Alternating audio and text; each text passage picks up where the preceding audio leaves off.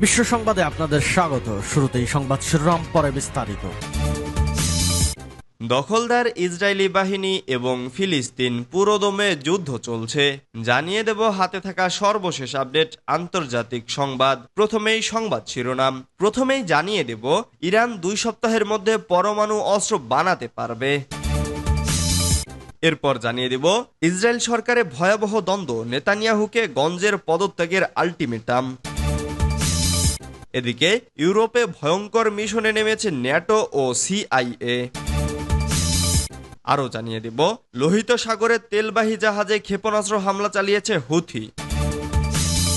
সর্বশেষ জানিয়ে দেব হামলা জোরদার করতে পারে রাশিয়া। এতক্ষণ শুনছিলেন সংবাদ শিরোনাম, এবারে বিস্তারিত।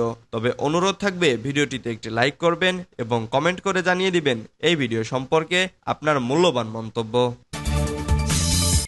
ইরান 2 সপ্তাহের মধ্যে পরমাণু অস্ত্র বানাতে পারবে।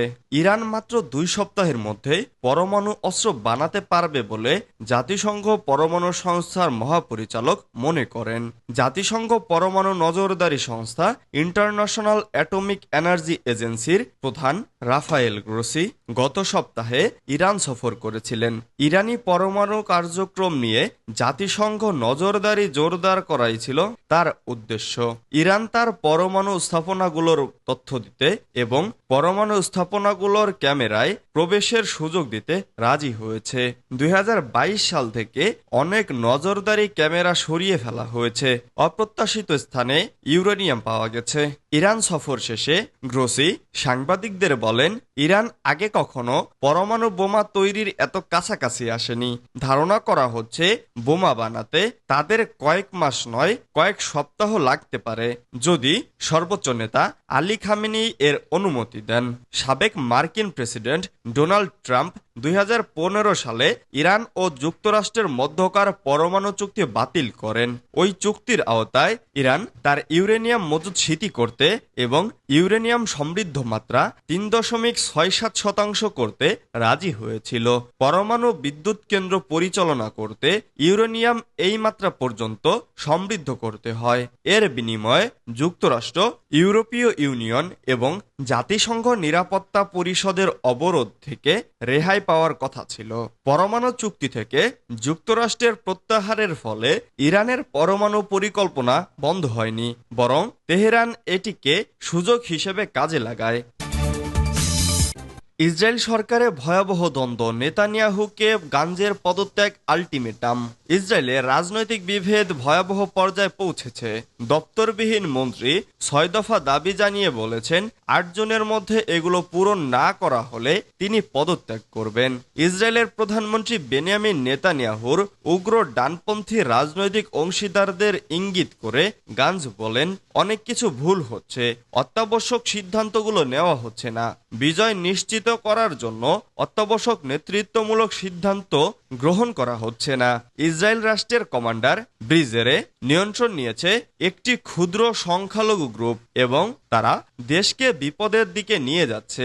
গাঞ্জ বলেন, ইসরায়েলি নিরাপত্তার পবিত্রতম জায়গা ব্যক্তিগত ও রাজনৈতিক বিবেচনা অনুপ্রবেশ করেছে।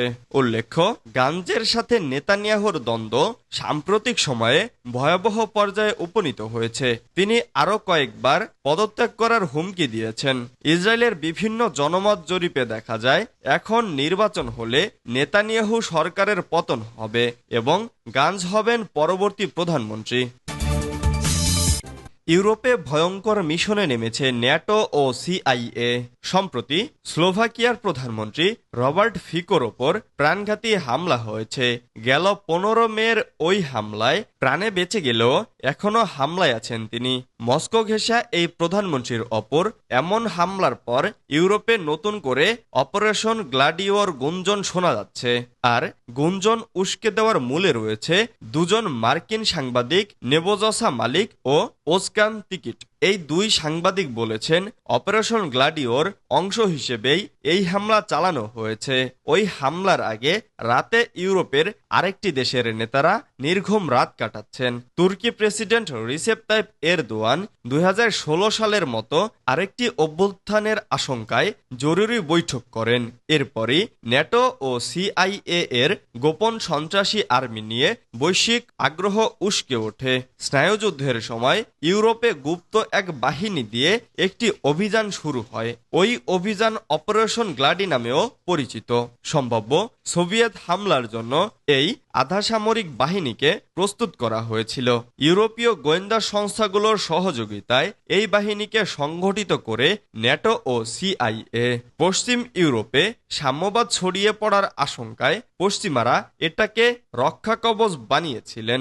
1990-এর দশকের শুরুর দিকে ইতালিতে গ্লাডিওর অস্তিত্ব জানা যায়। তখনকার ইতালিয়ান প্রধানমন্ত্রী গুইলিও আন্দোরেওত্তি গ্লাডিওর কর্মকাণ্ড প্রকাশ করেন।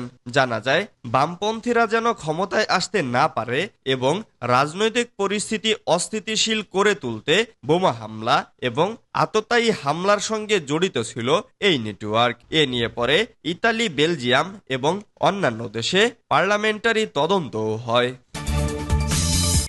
লোহিত সাগরে তেলবাহী জাহাজে ক্ষেপণাস্ত্র হামলা চালিয়েছে হুথি।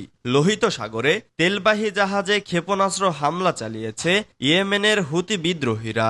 যুক্তরাষ্ট্রের সেন্ট্রাল কমান্ডার জানিয়েছে, ইয়েমেনের হুথি গোষ্ঠী লোহিত সাগরে একটি জাহাজ বিধ্বংসী ব্যালিস্টিক ক্ষেপণাস্ত্র নিক্ষেপ করেছে। এই ক্ষেপণাস্ত্র পানামার পতাকাবাহী গ্রিক মালিকাধীন ও পরিচালিত তেল ট্যাঙ্কার এমটি উইন্ডে আঘাত হানে। সেন্টকম আরও জানিয়েছে, ক্ষেপণাস্ত্র হামলার ফলে জাহাজের স্টিয়ারিং ক্ষমতা হ্রাস পায়, তবে জাহাজের ক্রুদের সহায়তায় ফাংশনগুলো পুনরুদ্ধার করতে সক্ষম হয়। হামলায় কোনো হতাহতের ঘটনা ঘটেনি বলে জানিয়েছে সেন্টকম। গাজার বিরুদ্ধে ধ্বংসাত্মক যুদ্ধ বন্ধে ইসরায়েলের ওপর চাপ সৃষ্টির চেষ্টায় লোহিত সাগর ও ইডেন উপসাগরে বাণিজ্যিক জাহাজে কয়েক মাস ধরে হামলা চালিয়ে আসছে হুথিরা। এদিকে লেবাননের সশস্ত্র গোষ্ঠী জানিয়েছে, ইসরায়েলি অবস্থানে 12টি সফল হামলা চালিয়েছে তারা। সর্বশেষ হামলা শনিবার সন্ধ্যার দিকে করা হয়। হুথিরা বলেছে, উত্তর ইসরায়েলে একটি সামরিক অবস্থানে আর্টিলারি শেল দিয়ে লক্ষ্য করে তারা। তাদের ক্ষেপণাস্ত্র আরেকটি সেনা ব্যারাকে নতুন স্থাপন করা ইসরায়েলি গুপ্তচর সরঞ্জাম এ আঘাত হানে। তবে এটা নিয়ে ইসরায়েল কোনো মন্তব্য করেনি। হামলা জোরদার করতে পারে রাশিয়া। রুশ বাহিনী হামলা আরও জোরদার করতে পারে বলে আশঙ্কা প্রকাশ করেছেন ইউক্রেনের প্রেসিডেন্ট ভলোদিমির জেলেনস্কি। শুক্রবার এক সাক্ষাৎকারে এমন আশঙ্কার কথা জানিয়েছেন তিনি। একই সঙ্গে মিত্রদের কাছে আরও আকাশ প্রতিরক্ষা ব্যবস্থা ও যুদ্ধবিমান দেওয়ার আহ্বান জানিয়েছেন জেলেনস্কি। শনিবার এএফপির খবরে এ তথ্য জানা গেছে। সম্প্রতি যুদ্ধক্ষেত্রে ব্যাপক অগ্রগতি হয়েছে রুশ সেনাদের। ইউক্রেনে একের পর এক গ্রাম দখলে নিচ্ছে তারা। খার্কিভ অঞ্চল জুড়ে এমন পরিস্থিতি দেখা গেছে। এমন পরিস্থিতিতে কয়েকদিন আগে ইউক্রেনের প্রেসিডেন্ট অফিস জানিয়েছে, আসন্ন দিনগুলোতে আন্তর্জাতিক যে সফর রয়েছে তা স্থগিত রাখবে জেলেনস্কি। অর্থাৎ তিনি দেশেই থাকবেন, কারণ খার্কিভের উত্তর পূর্বাঞ্চলে রুশ সেনাদের ব্যাপক অগ্রগতি হয়েছে।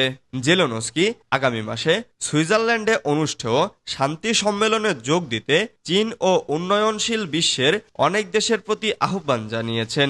তিনি বলেছেন, চীনের মতো বিশ্ব খেলোয়াড়দের রাশিয়ার ওপর প্রভাব রয়েছে। জেলেনস্কি আরও বলেছেন, আমরা চাই ন্যায্য শান্তির সঙ্গে যুদ্ধ শেষ হোক। পশ্চিমারা চাচ্ছে যত দ্রুত সম্ভব যুদ্ধ শেষ হোক।